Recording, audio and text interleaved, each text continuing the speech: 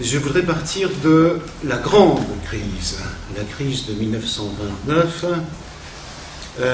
pour en venir à celle d'aujourd'hui, qui a commencé donc en 2008 et de laquelle nous ne semblons pas du tout près de sortir. Il y en a eu beaucoup entre-temps, mais c'est ces deux-là que je vais considérer. Eh bien, quand on dit crise, crise du capitalisme, on pense tout de suite à ce qu'en disait Marx, que les crises annoncent la fin du capitalisme. Or, sans reprendre ici l'analyse de Marx, ce qu'on peut dire, c'est qu'en 1929 et après, le capitalisme, bien loin de s'effondrer, s'est finalement relancé pour un cycle nouveau. Pourquoi et comment? C'est là donc où on voit que la crise, c'est aussi la crise du sens. Pourquoi donc et comment? Alors, je ne suis pas le premier à me poser cette question. Gramsci se l'était déjà posé quand il était dans les prisons mussoliniennes, dans les années 30. Pourquoi, au juste, la révolution annoncée par Marx n'a-t-elle pas eu lieu? On sait la réponse qu'il y apporta avec le concept fort intéressant, à mon sens, de révolution passive. On m'entend assez, non? Ouais.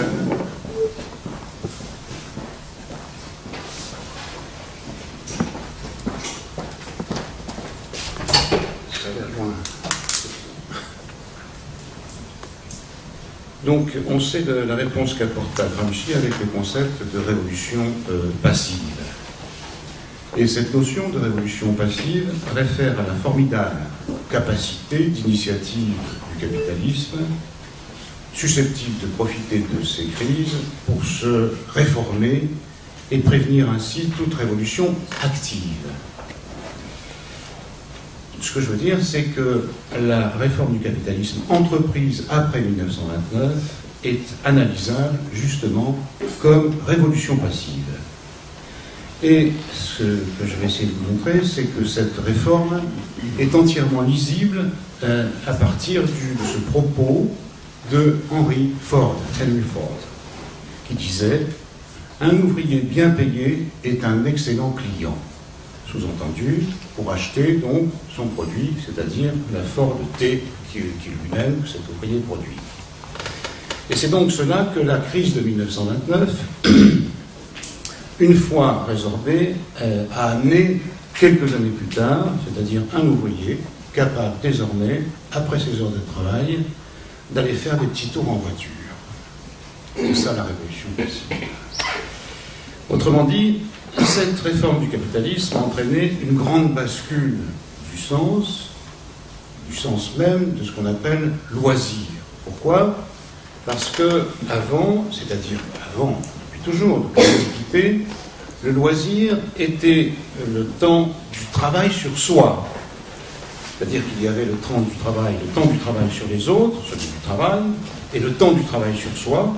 Je vous renvoie donc à cette notion très importante d'osium, que l'on peut traduire par loisir actif, qui s'oppose, comme vous le savez, au négocium, au négoce, qui concerne donc la vente du travail et de ses produits. Donc, deux mondes, celui du travail, celui du loisir actif comme temps du travail sur soi. Dans cette réforme, il s'agira de faire oublier le temps du travail sur soi, en transformant le temps de loisir, premièrement, en temps de consommation de certains objets, des objets que produisent les ouvriers, deuxièmement, en pur et simple divertissement, et troisièmement, en travail d'un nouveau type. Alors, je n'ai pas le temps de visiter, de travailler sur tous ces points ici. Je n'étudierai que le premier, la transformation du loisir en temps de consommation.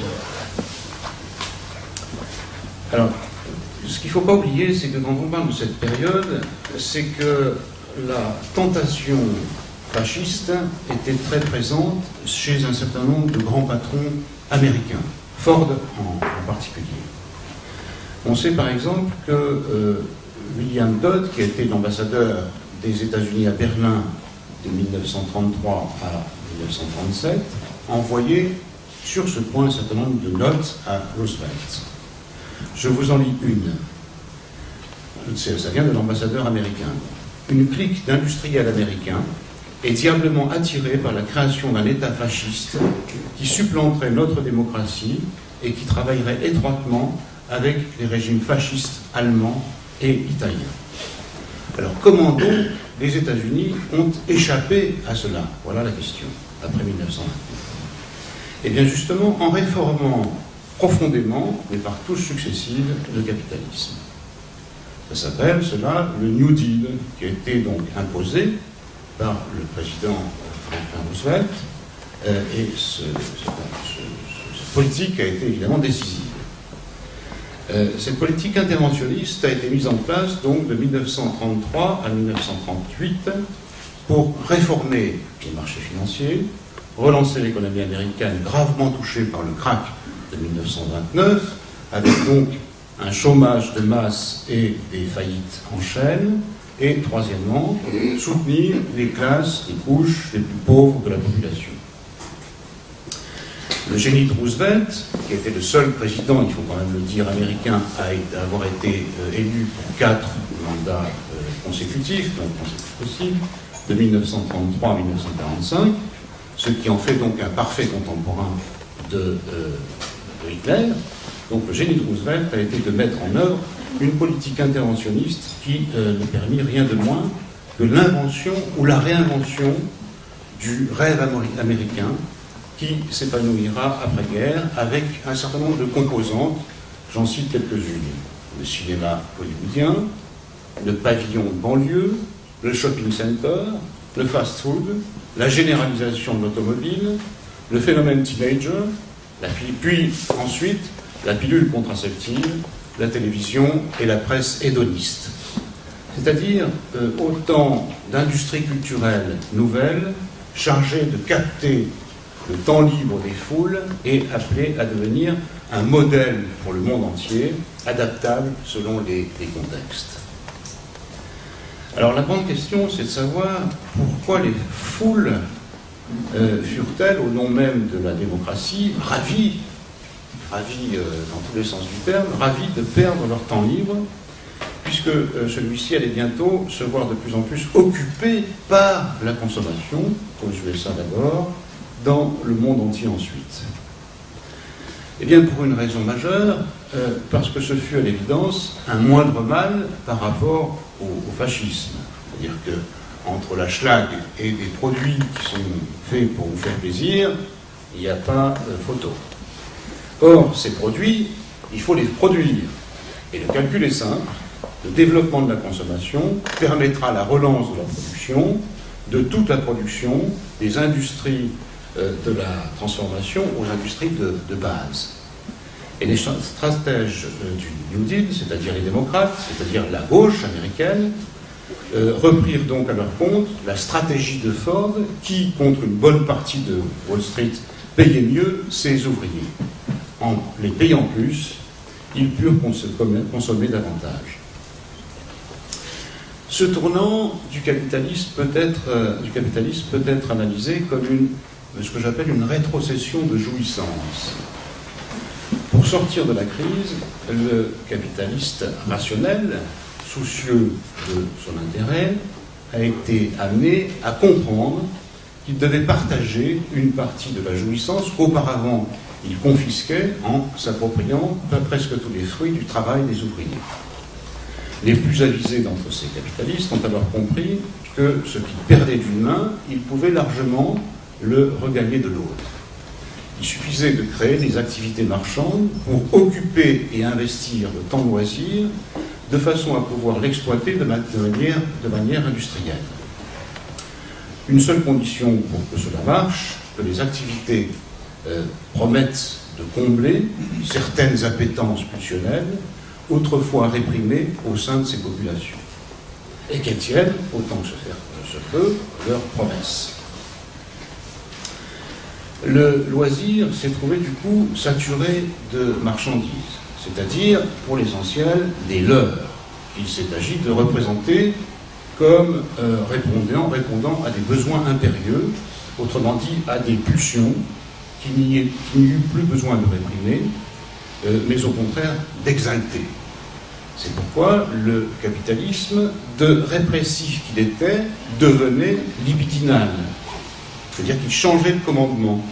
Il passait du commandement qui disait « travaille bêtement et pour le désir, tu repasseras » à une intimation incitative. Pour peu que tu continues à travailler bêtement, c'est à l'époque du Fordisme, la division du travail fordiste, donc pour peu que tu continues à travailler bêtement, tu auras des récompenses. Il est facile de montrer que c'est là un tournant important. En effet, la journée de l'individu moyen se divise grossièrement en 3 parties. Le temps de travail, le temps de loisir et le temps de repos. Or, l'ancien capitalisme n'utilisait que le temps de travail. Il avait donc intérêt à ce qu'il soit le plus long possible. Pour gagner de nouveaux marchés, il lui suffisait donc d'investir le temps libre. La seule condition était que celui-ci devienne rentable. À partir de là, on pouvait diminuer le temps de travail et augmenter le temps libre. Investir le temps de travail fut donc la mission des industries du loisir, c'est-à-dire les industries du transport, puis les industries du bien-être, les industries de la consommation, de la communication, les industries de l'image et du son, puis après les industries du tourisme. Alors j'ai analysé ailleurs dans un livre qui s'appelle « La cité perverse », les psychotechniques qu'il a fallu mettre en place pour réussir ce fantastique coup de force dans la civilisation, consistant à présenter des leurres comme utiles, voire même comme indispensables. On peut voir un symptôme massif de ce tournant dans le fait que 1929, donc l'année de la Grande Crise, a été aussi l'année de l'invention d'un personnage culturel tout nouveau dans la civilisation. Je veux parler de la pin-up. Alors, la pin-up, je ne sais pas si vous en avez dans vos chambres ou dans les cabines de votre camion, mais si vous n'en avez pas, vous pouvez en avoir une ici, sur la couverture de mon livre. Celle-ci est de l'inventeur de la pin-up, de Vargas. Je peux la faire circuler si vous voulez mater la pin-up un petit peu pendant que je parle. Donc la pin-up, c'est ce personnage culturel qui a été chargé d'érotiser tout objet pour le rendre désirable. De la cigarette à la voiture, en passant par le tracteur, et même ici, c'est une clé à molette qu'elle érotise. Le freudisme même, qui venait donc d'ouvrir une fenêtre sur la zone la plus opaque et la plus intense de notre vie, la zone des désirs, le freudisme même donc a été fortement mis à contribution pour aider à la fourniture d'objets, on pourrait dire, libidinalement formatés. Et il faut en effet savoir que c'est le neveu de Freud, qui était émigré aux États-Unis, qui était un bon connaisseur de l'œuvre de son oncle, ce neveu qui s'appelle Edward Bernays, qui a créé, avec le succès que l'on sait, cette science, entre guillemets, appelée le marketing. Et en fait de science, le marketing consiste en un ensemble de techniques de manipulation que les Américains appellent significativement le spin doctors. C'est-à-dire tout ce qui concerne la manipulation des nouvelles, des médias, de l'opinion, des sentiments, des affects, des désirs et des autres éléments de la doxa.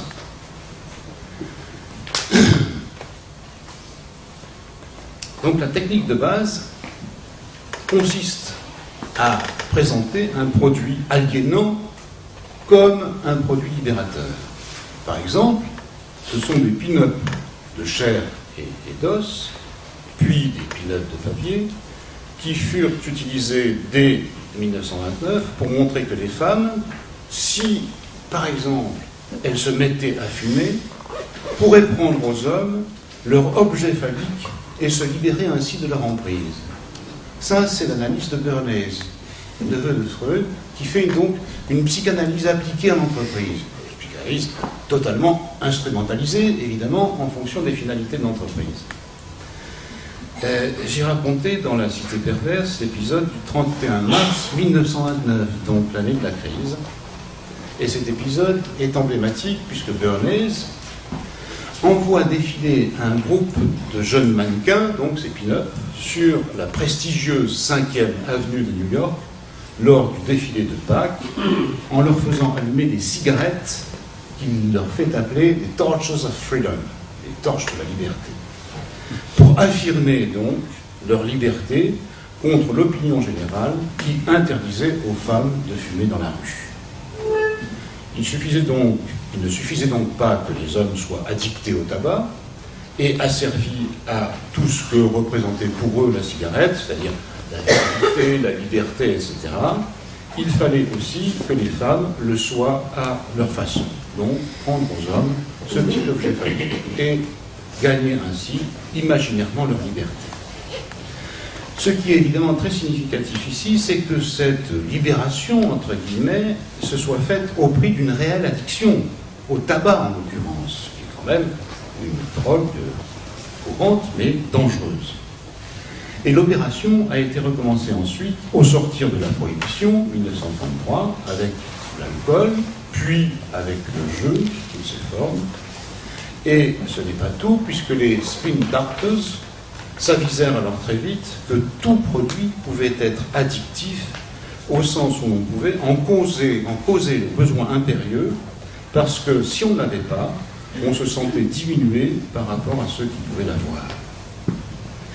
Bref, il a donc fallu mettre en face de chaque appétence cernée par les personnes du type Bernays, donc chaque appétence violemment excitée par des messages de toute nature, des affiches, des publicités, des messages de radio, cinéma, télévision, messages littéraux ou messages subliminaux.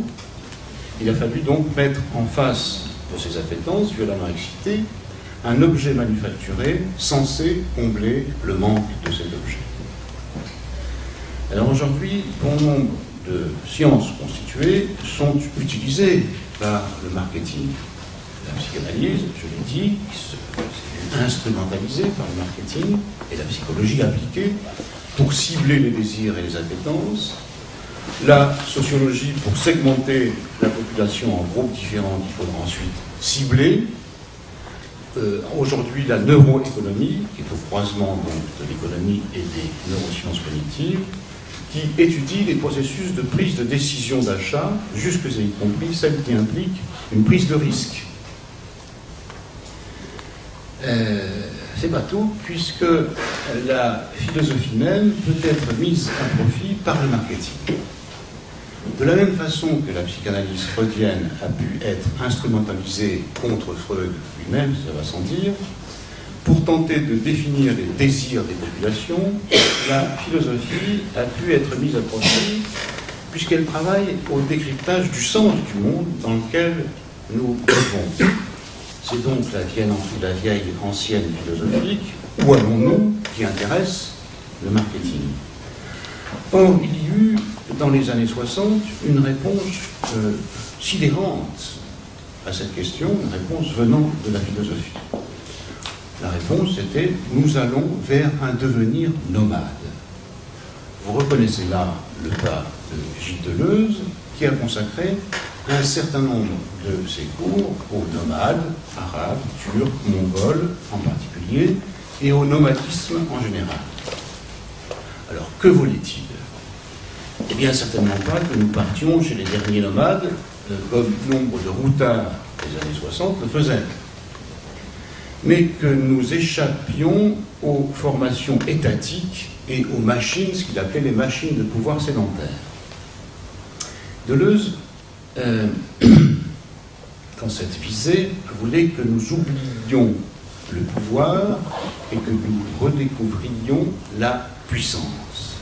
Et Deleuze ne savait pas qu'il était en train de fournir un nouvel imaginaire à ce capitalisme libidinal qui avait si bien marché depuis la guerre, mais qui devait impérieusement se renouveler à la fin des années 60. Il dessinait ainsi la figure du héros à venir, du héros imaginaire à venir, présenté au foule, un individu en déplacement permanent, fluide, capable d'investissements multiples, schizo, insaisissable.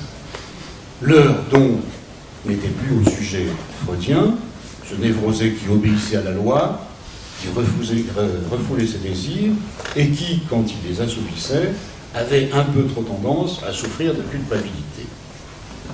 La consommation généralisée, mise en place sous l'égide d'un freudisme de marché, pourrait-on dire, appliquée à débusquer ses désirs cachés, a finalement produit un autre sujet, on peut dire peut-être un assujet, comme le disent parfois Jean-Pierre Lebrun, un assujet ouvert à tous les branchements. Et les spin doctors comprirent très vite qu'il y avait là une carte décisive en jouant le jeu des identités floues, schizées, divisées, multiples, mouvantes. Rien de mieux, en effet, qu'un univers de loisirs intégralement investi par des marchandises en constant renouvellement pour permettre l'accès à ce nouveau monde nomade.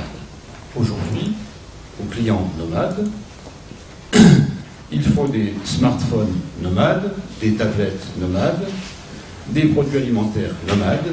Il existe même un site qui s'appelle nomadshop.com qui décline tous les produits nomades possibles. Ce signifiant majeur de l'élaboration de l'OCN est devenu le terme favori des publicités actuelles. Pensez par exemple au forfait nomade de chez Bouygues et autre allusion au nomadisme. Le monde, donc, est, depuis 68 ou après 68, devenu en quelque sorte, comme le disait Foucault, devenu Deleuze. Il n'y a eu qu'un modeste prix, je ne dis pas que c'est de la faute de Deleuze, je dis que c'est une utilisation de Deleuze comme il y a une utilisation de Freud. Il n'y a eu qu'un modeste prix à payer pour que cette utopie se réalise. Il a fallu et il a suffi que l'homme, là où il était encore libre, dans son temps libre, même partiellement, devienne un consommateur. Et c'est bien sûr là où l'utopie se transforme en dystopie et le meilleur des mondes se transforme en pire des mondes. En effet, le consommateur est un individu qui n'est plus maître de ses choix, puisque les spin doctors ont déjà choisi ce qui était bon pour lui. On peut le dire autrement. Autrefois, seul le travail était aliéné.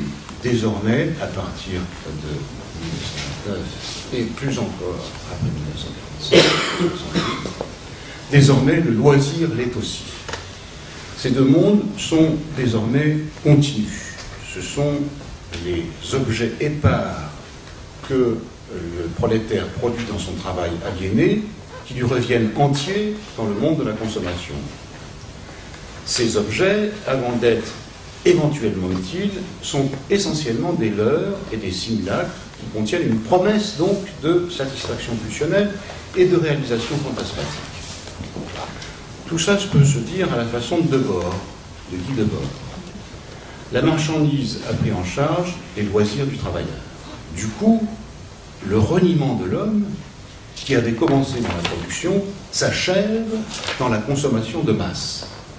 Et le monde humain s'en retrouve entièrement prolétarisé, puisqu'au monde du travail aliéné succède celui de la consommation libidinalement formatée. C'est-à-dire qu'à une première prolétarisation, celle du consommateur, a succédé une seconde, celle du consommateur. On a été un certain nombre à travailler là-dessus, depuis Debord, Baudrillard, Stigler, Georges Ritzer, etc. Ce qui a donc disparu, c'est ce temps très précieux du loisir comme temps réservé à soi pour sa formation et pour la production d'œuvres qui peuvent éventuellement compter pour la civilisation, mais qui, en revenant sur le sujet, soutiennent le ou les processus de subjectivation. Dans cette prolétarisation seconde, le souci de soi se trouve donc transformé en besoin insatiable d'objets manufacturés. Je dirais, tel est le spectacle rester dans l'esprit de Guy Debord, tel est le spectacle actuel. Cependant, que je vous dis tout cela, je reste pourtant à préférer les termes de l'heure et de simulacre à celui de spectacle. Terme que Debord définit ainsi dès le début de la Société du spectacle, c'est dans la thèse 4. Le spectacle n'est pas un ensemble d'images, mais un rapport social entre des personnes médiatisées par des images. Si ce terme de spectacle me gêne, c'est parce qu'avec son article défini, le spectacle, il me semble trop totalisant, trop unifiant, trop universalisant, pas assez soumis en quelque sorte à la variation historique. Ce qui apparaît donc pour moi à l'évidence comme un héritage de Hegel, que Debord pratiquait beaucoup. Or, le spectacle actuel ne représente pas, à mes yeux, l'état dernier de l'histoire, une sorte de fin hegélo-debordienne de l'histoire. Il suffit que j'évoque le prolétariat et ses défilés de masse, avec ses photos officielles constamment retouchées, avec ses tribunaux permanents et ses aveux fabriqués. Il suffit que j'évoque les pompes tragiques d'édification du grand sujet arien du nazisme, avec ses fleuves de croix gammées et les vociférations hitlériennes en bruit de fond, et il y a bien d'autres spectacles. Chaque époque, même, pourrait-on dire, eut ses techniques narratives et représentationnelles. Et celles des époques précédentes, ou celles d'autres cultures, étaient aussi, sans aucun doute, en leur temps et en leur lieu, tout aussi sensationnelles et efficaces que celles de Hollywood, de la publicité et de la télévision réunie. En ce sens, toutes les sociétés ont été des sociétés du spectacle, et on aurait tort de réserver le terme au XXe siècle. Le risque que je cours, si on suit Debord sur ce point, je suis sur beaucoup de points, mais pas sur celui-ci, c'est d'oublier que le spectacle de son époque ne fut qu'un état intermédiaire. Je veux dire que si l'histoire insiste dans cette voie, je veux dire dans cette voie du produire et du consommer toujours plus, nous verrons d'autres spectacles, non pas ceux de l'abondance factice et aliénante de la société de consommation, mais ceux de la disette et de la ruine. En fait, nous sommes en route vers une troisième prolétarisation, la prolétarisation du monde lui-même en tant que monde physique. L'idée de produire et de consommer toujours plus, ayant gagné toute la planète, il faut désormais que chaque parcelle de terre, chaque goutte d'eau, chaque grain de sable, chaque plante, chaque animal, chaque cellule vivante, chaque joie, chaque souffrance, chaque pulsion, etc., soit exploité afin que soit réalisé le vœu d'avoir toujours plus, nonobstant les risques de ruine et de destruction du monde. Nous commençons d'ailleurs d'avoir beaucoup d'images de ce nouveau spectacle. Fukushima, par exemple, ou la pollution en direct du golfe du Mexique. Cela ne veut pas dire que le spectacle, donc, qui était celui qu'avait Debord, n'a pas ses spécificités. En effet, ceux qui précédaient étaient des spectacles qui célébraient ce que, dans la métapsychologie freudienne, on appelle l'idéal du moi, lequel représente un modèle d'identification, c'est-à-dire un chef.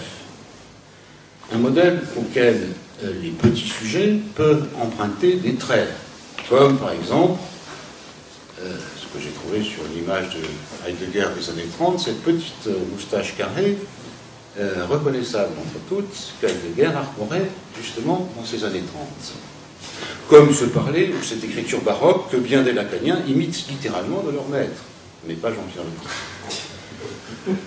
Comme ce chapeau de tonton, ou cette écharpe, ou cette intonation qu'affectionnaient les Mitterrandolâtres des années 80. Ça, c'est le trait du chef que l'on prend pour s'en parer. Si quelque chose a changé entre les spectacles anciens et le spectacle actuel, c'est qu'aujourd'hui, il n'y a plus de grand sujet, autour duquel tout le reste s'assemble. Plus de grand sujet à représenter. Ce que le spectacle actuel montre et célèbre, c'est ce petit sujet, comme vous et moi, dans ses rêves consommatoires.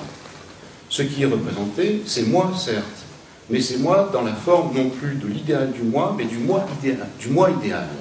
Sachant que, dans la métapsychologie freudienne, cela désigne une instance relevant de l'imaginaire, reposant sur un idéal ressemblant à celui de la toute-puissance infantile. On peut le dire autrement, les spectacles anciens donnaient à voir des foules avec chef, dans les spectacles actuels s'exhibent des foules sans chef. Le temps est donc venu pour les ego pride de toutes sortes et pour les réseaux sociaux. Et dans les réseaux sociaux, ce qu'on entend, ce n'est plus les Français parlent aux Français, où il y avait, paraît-il, un chef, autrefois, sur la radio de Londres, mais ce serait plutôt les narcisses parlent aux narcisses, sur Twitter. Si l'on prend les ego pride et les réseaux sociaux, par exemple, on peut dire qu'il s'agit en quelque sorte de spectacles enfantins donnés par des adultes. Faites bien attention, enfantin, ça ne veut pas dire puéril, parce que dans ces spectacles, les déchaînements pulsionnels peuvent atteindre des degrés de rare violence, à l'instar du niveau sonore généralement atteint dans ces parades et par les saturations subites qui peuvent apparaître dans les réseaux sociaux.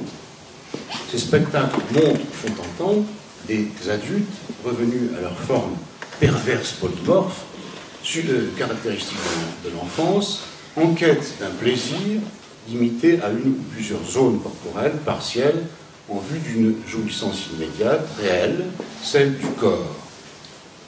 Cette jouissance est obtenue quand la pulsion s'investit dans un objet de réalisation fantasmatique présenté par le marché sur le marché des plaisirs.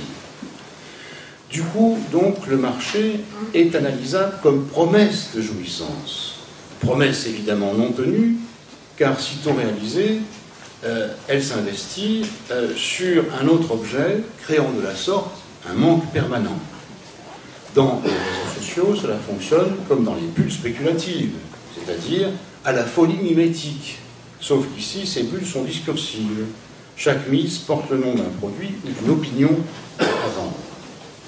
Ce cercle vicieux de la demande pour le sujet et constitue pour le marché un cercle vertueux, car il alimente la demande d'une façon exponentielle. Je crois qu'on ne comprendrait rien à la chute, ce qu'on appelle souvent la chute de l'autorité dans nos sociétés, constamment évoquée, si on ne la met pas en relation avec ce changement de structure de la foule, c'est-à-dire le passage de la foule avec chef d'autrefois, centré sur l'idéal du moi, à la foule sans chef, célébrant le moi idéal, favorisé aujourd'hui par le marché. Il faut aller, je crois, un petit peu plus loin dans l'analyse en se demandant quel type de lien social produisent ces foules sans chef. J'ai proposé dans certains travaux de nommer égo-grégaire ce nouveau type de lien social. Égo pour désigner ce qui appartient au sujet, de façon normale, comme lorsqu'on dit je, égo en latin, et de façon pathologique, comme dans l'égoïsme. Et grégaire, parce que cela vient du latin gregarius, qui vient de gregis, qui signifie troupeau. Et c'est en effet cela qu'il faut bien saisir pour comprendre le fonctionnement des foules actuelles et la bêtise contemporaine. La juxtaposition, le nouage inédit de l'égoïsme et de la grégarité. Car le comble dans cette forme, c'est que le sujet se croit libre parce qu'il a satisfait ses appétences alors qu'il est pris la main dans le sac, refermé sur l'objet manufacturé, qu'il a saisi avec la même vigueur que celle du poisson qui a le verre, qui est accroché à l'hameçon. Il est pris, en quelque sorte, par ce qu'il croyait prendre. Et c'est parce qu'il est pris qu'il peut être mis en troupeau de consommateurs, incessamment mené vers des sources providentielles, pleines de sirènes, de naïades et de pilotes, qui lui susurreront qu'il est libre et qu'il deviendra vraiment lui-même lorsqu'il aura acheté, par exemple, le dernier iPod. Ou qu'il sera, avec cette banque ou avec ce réseau social, au centre du système. Avec cet égoïsme grégaire, nous sommes sans doute devant un type d'agrégat assez nouveau. Nous sommes comme devant des monstres sécrétés par la démocratie. Des monstres parce que ces formations sont profondément antidémocratiques. Elles fonctionnent à la désubjectivation, puisque le sujet ainsi pris passe alors du côté de l'objet qu'il a attrapé. Et c'est là où la perversion polymorphe de l'adulte et l'addiction sous toutes ses formes se nouent. Ce modèle productiviste et consommatoire, je vais terminer là-dessus, qui est né en Occident, est en train de gagner le reste du monde. C'est ce qu'on appelle la mondialisation. Et pendant ce temps, c'est la crise actuelle, il est en train de s'effondrer en Europe. Nous sommes donc dans une nouvelle crise. Comme je vous l'ai dit tout à l'heure, ce modèle fonctionnait il y a peu sur ce discours. Pour peu que tu travailles bien, pour peu que tu veuilles bien travailler à continuer, pour peu que tu veuilles bien continuer à travailler bêtement, tu auras des récompenses. Et nous sommes aujourd'hui à quelques crans plus loin, puisqu'ils disent désormais ce discours à peu près ceci. La jouissance, on s'en occupe, tu peux demander tout ce que tu veux. Quant au travail, tu repasseras, il n'y en a plus. Évidemment, ça ne pourra pas durer longtemps comme cela. Et en fait, donc, une crise de sens, nous sommes là devant un effondrement du sens, devant un non-sens. C'est pourquoi, je crois, c'est à nous de jouer aujourd'hui, c'est-à-dire à vous, pour construire un autre modèle qui désaliène le travail et le loisir.